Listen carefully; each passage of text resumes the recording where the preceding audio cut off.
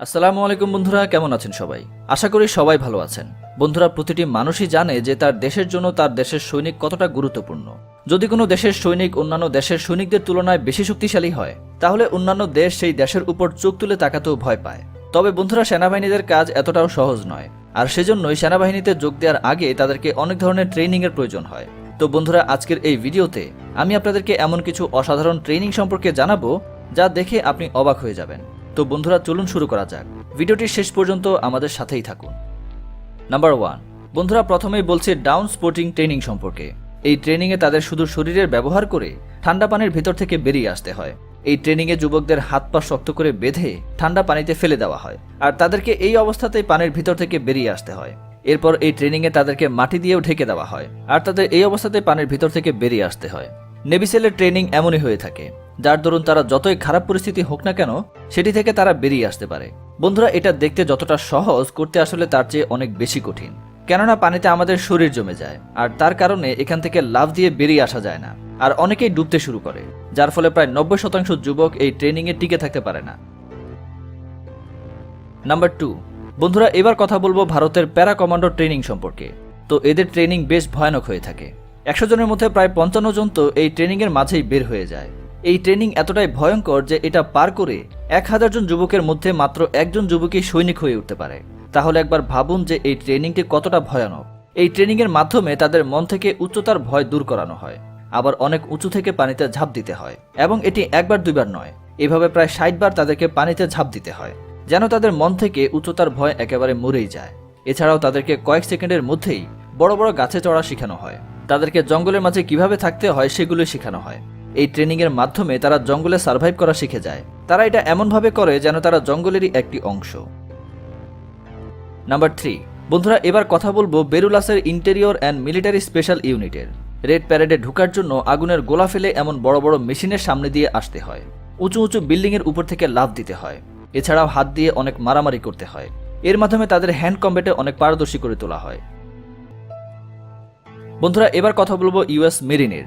US মেরিনের ট্রেনিংয়ে যুবকদেরকে cobra সাপের রক্ত খাওয়ানো হয়, মুখ দিয়ে সাপের ডিম ফাটানো শেখানো হয়, এছাড়াও সাপের লেজ অর্থাৎ সাপের পিছনের অংশ খাওয়ানো শেখানো হয়। এই ট্রেনিংটি 11 দিনের হয়ে থাকে, এবং এই ট্রেনিংটিকে কোবরা গোল্ড বলা হয়। এই ট্রেনিংয়ে থাইল্যান্ড, ইউএসএ, মালয়েশিয়া, জাপান, চীন এবং ভুটান থেকে প্রায় 13,000 যুবক যোগদান করেন।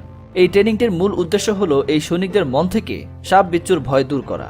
এছাড়াও এই ট্রেনিংয়ে তাদের বিচ্ছু খাওয়ানোও শেখানো হয়, কারণ যখন তারা জঙ্গলে থাকবে তখন যেন তারা সাপ বিচ্ছু দেখে ভয় না পায়, বরং সাপ বিচ্ছু যেন তাদের দেখে ভয় পায়। বন্ধুরা, তাদেরকে কোবরা সাপের গলা কেটে এটার রক্ত তাদেরকে খাওয়ানো হয়, যেন এদের মন থেকে সবচেয়ে বড় আর ভয়ঙ্কর ভয় দূর হয়ে যায়, কারণ জঙ্গলের সবচেয়ে ভয়ঙ্কর জীব তো সাপই হয়। বন্ধুরা, এবার কথা বলা যাক সবচেয়ে ভয়ঙ্কর ট্রেনিং সম্পর্কে, যেটা তাইওয়ানে হয়ে থাকে।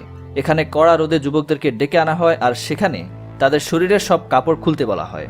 এরপর তাদেরকে সেই কড়া রোদে 500 মিটার রাস্তা পার করতে হয়, এবং এই রাস্তায় বড় বড় পাথর বিছিয়ে রাখা হয়। শুধু তাই নয়, এই রাস্তাটি তারা পায়ে হেঁটে নয়, বরং শরীরের উপর ভর করে গড়িয়ে গড়িয়ে পার করতে হয়। এছাড়াও বন্ধুরা, এই পাথরগুলো খুবই গরম হয়ে থাকে। এই ট্রেনিংয়ে যুবকদের অবস্থা খুবই খারাপ হয়ে যায়, যার কারণে ভিতর থেকে এরা পুরোপুরি ভেঙে পড়ে। কিন্তু এদেরকে বাইরে থেকে দেখলে মনে হবে এরা একেবারে স্বতঃস্ফূর্ত। অন্যান্য সৈনিকদের সামনে এদেরকে যেন ভীত না দেখায়, সেজন্য এই ট্রেনিংটি করানো হয়। এছাড়াও বড় বড় পাহাড় চড়ার সময় যে আঘাত সহ্য করতে হয়, সেটিও তারা এই ট্রেনিংয়ের মাধ্যমে শিখে নেয়। নাম্বার 6, বন্ধুরা, এবার বলবো চীনের ট্রেনিং সম্পর্কে। তাহলে চীনে যে পিপলস লিবারেশন আর্মি অফ চায়নাতে যুবকদেরকে হট পটেটো নামের একটি খেলা খেলানো হয়, এটাও ট্রেনিংয়ের একটি অংশ। এতে যুবকদের হাতে লাইভ গ্রেনেড ধরিয়ে দেওয়া হয়। এই বলের মতো গ্রেনেডটি লাইনে দাঁড়ানো যুবকরা একের পর এক ছুঁড়ে মারে, এবং এটা শেষে যার হাতে পড়ে সে এটাকে গর্তে ফেলে দেয়। এর সবচেয়ে ঝুঁকিপূর্ণ দিক হলো এই গ্রেনেডটি যে কোনো সময় যে কারো হাতে ফাটতে পারে। এই ট্রেনিংটি এই কারণেই করানো হয় যেন তারা সবচেয়ে বিপজ্জনক মুহূর্তেও শক্ত থাকতে পারে। এর দ্বারা তারা মৃত্যুর সাথে লড়াই করাও শিখে যায়। নাম্বার 7, বন্ধুরা, যদি কথা আসে ডাচের রয়্যাল গার্ড অফ অনার ট্রেনিংয়ের, তো সেখানে যুবকদেরকে কাদার ভিতরে ঘোড়ার সাথে দৌড়াতে হয়।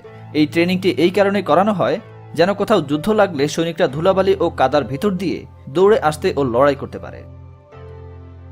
নাম্বার 8, বন্ধুরা, এবার আপনাদেরকে জানাবো ইসরায়েল ডিফেন্স ফোর্স অ্যান্টি টেররিস্টের ট্রেনিংয়ের। তো সেখানে যুবকদেরকে বিভিন্ন ধরনের ট্রেনিং দেওয়া হয়। এখানে যুবকদেরকে গানার চুম্বি ইমারতে উঠানো হয়। বন্ধুরা, এই ট্রেনিংটি বড় বড় ইমারতে করানো হয়। যদি কোনো বড় বিল্ডিংয়ে শত্রুরা আক্রমণ করে তখন সেখানকার মানুষদেরকে রক্ষা করার জন্য এই সৈনিকদের ডাকা হয়। নাম্বার 9, বন্ধুরা আপনারা কি জানেন যে আর্মি ট্রেনিংয়ের মধ্যে এমন একটি ট্রেনিং আছে যাতে সৈনিকদেরকে একে অপরের বুকের উপর গুলি চালাতে হয়। এই ট্রেনিংটি সেই সময়ের জন্য করানো হয় যখন তাদের উপর শত্রুদের আক্রমণ হবে আর তাদেরকে সেটা সাহসিকতার সাথে মোকাবেলা করতে হবে।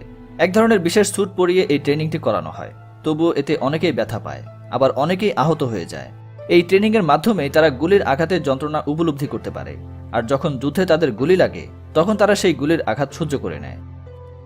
তো বন্ধুরা, এই ছিল পৃথিবীর কিছু ভয়ঙ্কর আর্মি ট্রেনিং। আশা করি ভিডিওটি আপনাদের ভালো লেগেছে। ভিডিওটি ভালো লাগলে লাইক দিন, কমেন্ট করুন এবং আপনার বন্ধুদের সাথে শেয়ার করুন। ধন্যবাদ।